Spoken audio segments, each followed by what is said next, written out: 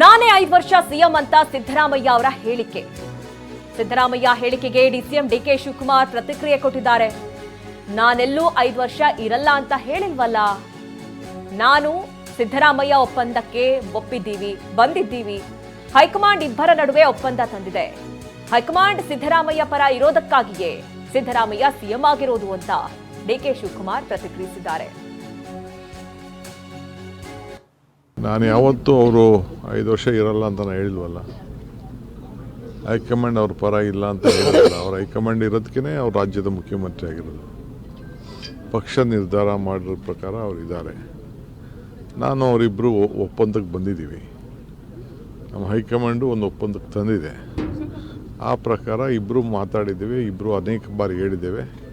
ಆ ಪ್ರಕಾರ ಇಬ್ಬರು ನಡ್ಕೊಂಡು ಹೋಗ್ತೇವೆ. ಬದಲಾವಣೆ ಏನು ಆಗಲ್ಲ ಅಂತೀರಾ ಸರ್ ಈ ಸದ್ಯಕ್ಕೆ? ಸಿಎಂ ಬದಲಾವಣೆ, ರಾಜ್ಯದಲ್ಲಿ ಸಿಎಂ ಬದಲಾವಣೆ ಚರ್ಚೆ ಬಹಳಷ್ಟು ಇದೆ. ನಿಮ್ಮ ಅದು ನೀವು ಅದಕ್ಕೆಲ್ಲ ಚರ್ಚೆ ಮಾಡ್ತಾ ಇದ್ದೀರ ಹೊರತು ನಮ್ಮಲ್ಲಿ ಯಾವ ಥರದ ಸದ್ಯಕ್ಕೆ ಯಾವ ಚರ್ಚೆನೂ ಇಲ್ಲ.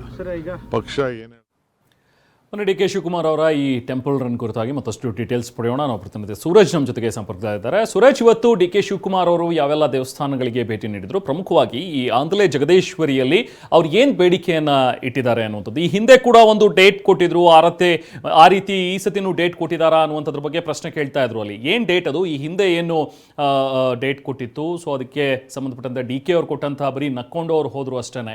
ಎಸ್ ಅನ್ನೋ ರೀತಿಲಿತ್ತು ಅವ್ರು ಮಾತಾಡಿದ್ದ ರೀತಿ ನೋಡಿದ್ರೆ. ಏನು ಯಾವ ವಿಚಾರ ಇದು?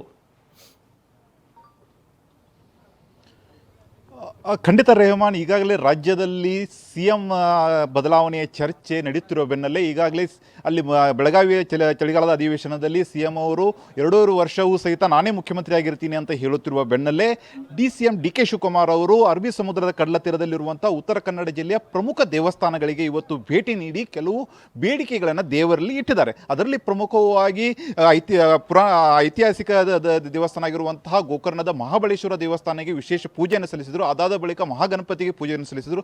ಅದಾದ ಬಳಿಕ ಈ ಹಿಂದೆ ಸಂಕಷ್ಟದಲ್ಲಿ ಸಮಯದಲ್ಲಿ ಡಿ ಕೆ ಶಿವಕುಮಾರ್ ಅವರ ಕೈ ಹಿಡಿದಿರುವಂತಹ ಅಂಕೋಲ ತಾಲೂಕಿನ ಆಂಧ್ಲೆ ಗ್ರಾಮದಲ್ಲಿರುವಂತಹ ಜಗದೀಶ್ವರಿ ದೇವಸ್ಥಾನಕ್ಕೆ ಸಹಿತ ಬಂದರು. ಜಗದೀಶ್ವರಿ ದೇವಸ್ಥಾನದಲ್ಲಿ ಸುಮಾರು 2 ಗಂಟೆಗಳ ಕಾಲ ಪೂಜೆಯನ್ನು ಸಲ್ಲಿಸಿದಂತಹ ಡಿ ಕೆ ಶಿವಕುಮಾರ್ ಅವರಿಗೆ ಒಳ್ಳೆಯ ಮುಂದಿನ ದಿನಗಳಲ್ಲಿ ಒಳ್ಳೆಯ ಸುದ್ದಿ ಸಿಗುತ್ತೆ ಎಂಬ ಮುನ್ಸೂಚನೆಯನ್ನು ದೇವಿ ಕೊಟ್ಟಿರುವುದಾಗಿ ಡಿ ಕೆ ಶಿವಕುಮಾರ್ ಅವರು ದೇವಿಯ ಮುಂದೆ ಒಪ್ಪಿಕೊಂಡಿದ್ದಾರೆ ಅಂತ ಹೇಳ್ಬೋದಾಗಿದೆ. ಯಾಕಂದರೆ ನೀವು ದೃಶ್ಯದಲ್ಲಿಯೂ ಅವರ ಹೇಳಿಕೆಯನ್ನು ಸಹಿತ ಗಮನಿಸಿರಬಹುದು.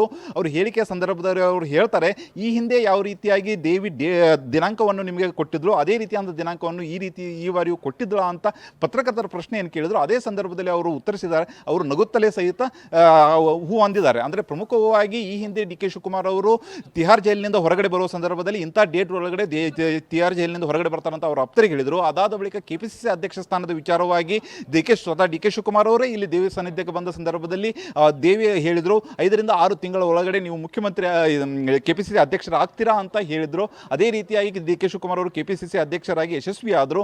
ಅದೇ ರೀತಿಯಾಗಿ ಈ ಬಾರಿಯೂ ಸಹಿತ ಒಂದು ಡೇಟನ್ನು ಕೊಟ್ಟಿದ್ದಾರೆ ಅಂತಲೂ ಸಹಿತ ಡಿ ಕೆ ಶಿವಕುಮಾರ್ ಅವರು ಪರೋಕ್ಷವಾಗಿ ಒಪ್ಪಿಕೊಂಡಿದ್ದಾರೆ. ಅದರ ಜೊತೆಗೆ ಅದಾದ ಬಳಿಕ ಅರ್ಚಕರು ಸಹಿತ ಮಾತನಾಡಬೇಕಾದ್ರೆ ಹೇಳಿದರು, ಅರ್ಚಕರು ಸಹಿತ ಒಪ್ಕೊಂಡ್ರು. ಏನಂದರೆ ಡಿ ಕೆ ಶಿವಕುಮಾರ್ ಅವರು ಕೇವಲ ಒಂದೇ ಒಂದು ತಿಂಗಳಲ್ಲಿ ಮತ್ತೆ ದೇವಿಯ ಸಾನ್ನಿಧ್ಯಕ್ಕೆ ಬಂದು ವಿಶೇಷ ಪೂಜೆಯನ್ನು ಸಲ್ಲಿಸಲಿದ್ದಾರೆ.